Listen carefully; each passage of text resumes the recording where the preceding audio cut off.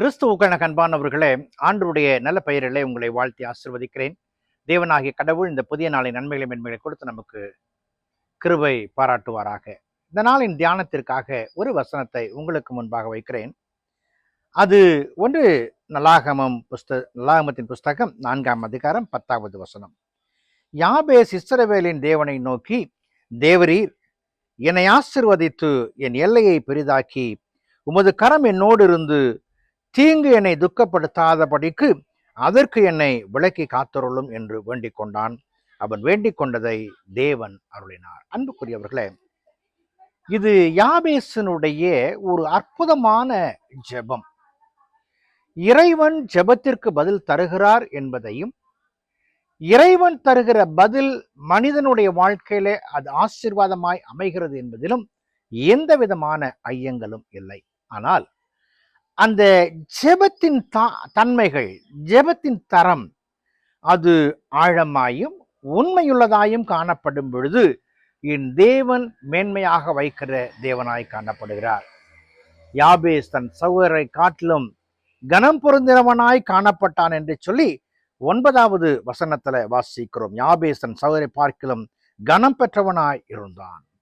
அந்த கனம் பெற்றவன் இறைவன் தந்த கனத்தை பிரதிபலிக்கிறவனாக ஆண்டவருடைய சமூகத்தை நோக்கும் பொழுது என் தேவன் அவனுடைய ஜெபங்களுக்கு பதிலை தருகிறவராய் காணப்படுகிறார்.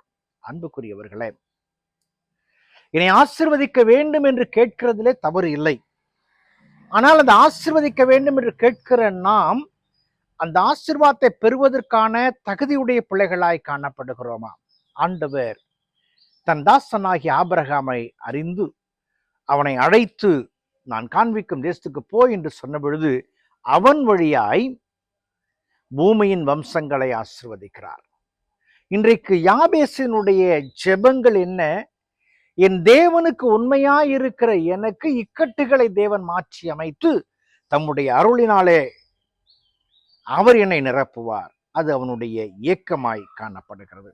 அன்புக்குரிய விசுவாசிகளே, இன்றைக்கு நீங்களும் நானும் என்னை இறைவன் ஆசீர்வதிக்க வேண்டும் என்று கேட்கும் பொழுது அந்த கேட்கிறதுல என் வழியாய் எத்துணை குடும்பங்கள், எத்துணை தேசங்கள், எத்துணை நகரங்கள், எத்துணை கிராமங்கள், எத்துணை இயலாமையில் இருக்கிற மக்கள் ஆசீர்வதிக்கப்பட வேண்டும் என்கிற ஏக்கம் இருக்கிறதா? கனம் பொருந்தினவனாகிய யாபேசு ஆண்டவரிடத்துல ஒரு அருமையான மன்றாட்டை வைக்கிறான். தேவரீர் என்னை ஆசீர்வதித்து. இன்றைக்கு நீங்களும் நானும் உண்மையுள்ள பிள்ளைகளாய் தேவன் ஆசீர்வதிக்க வேண்டும் என்று சொல்லும் பொழுது அந்த ஆசீர்வாதத்தின் அருளை நிறைவாய் காண முடியும். நான் எப்பொழுதோ ஒரு சிறிய ஒரு பேப்பர் பார்த்தது உண்டு, வால் போஸ்டர்.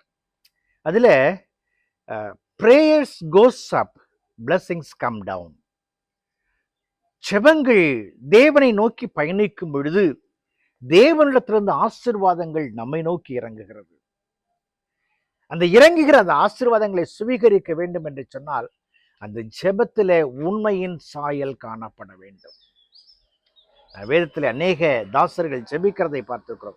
ஒரே ஒரு வார்த்தை தான், இவன் பார்க்கும்படிக்கு கண்களை திறந்தருளும் என்கிற உண்மையின் ஒரு வார்த்தைக்கு அங்கே பதிலை பார்க்கிறோம். இங்கு யாபேசனுடைய ஜெபத்திற்கும் ஆண்டவர் அப்படியாய் பதில் தருகிறார். யாபேசனுடைய ஜெபத்திற்கு பதிலை தருகிறார் என்று சொன்னால் என் தேவனுடைய பிள்ளைகளாய் வாழ்கிற உங்களுக்கும் எனக்கும் அவர் பட்சமாயிருந்து நம்முடைய மன விருப்பங்கள் நிறைவேற்றி அவர் ஆசீர்வதிப்பது எவ்வளவு நிச்சயமான ஒரு காரியமாய் காணப்படுகிறது. தேவன் அழைத்திருக்கிறார், சாயலை தந்திருக்கிறார், பண்பை தந்திருக்கிறார். அதை புரிந்து கொண்ட பிள்ளைகளாக என் தேவனுடைய அருளுக்காய் தொடர்ந்து காத்திருப்போம், ஜெபிப்போம். ஜெபத்துல உண்மையுள்ள பிள்ளைகளை ஆசீர்வதிக்கிறவர் நம்மையும் ஆசீர்வதிப்பார். ஜெபம் செய்வோம். பரிசுத்தமும் கிருபையும் நிறைந்த எங்கள் அன்பின் ஆண்டவரே, நீ தந்த இந்த அருமையான நாளுக்காய், இந்த வேளைக்காய் நன்றியோடு துதிக்கிறோம், ஸ்தோத்திரிக்கிறோம். உம்முடைய பேரருளை எங்களுக்கு கொடுத்த கர்த்தாவே, யாபேசின் ஜெபங்களுக்கு பதிலை கொடுத்து ஆசீர்வதித்தவர் இன்றைக்கும் எங்களுடைய ஜெபங்களுக்கும் பதிலை கொடுத்து காத்துக்கொள்ளும் சாமி. உம்முடைய அன்பின் ஆழங்களை புரிந்த பிள்ளைகளாய் வாழ்ந்து சாட்சி பெற உதவி செய்யும். இந்த நேரத்திலும் கூட தேவையோடு இருக்கிற மக்களுக்காய் நாங்கள் ஜெபிக்கிறோம். உண்மையோடு வாழ்கிற மக்களுக்காய் ஜெபிக்கிறோம். அவர்களை ஆசீர்வதியும். இயேசுவின் ஜெபிக்கிறோம், ஜெபங்கள் பிதாவே, ஆமென்.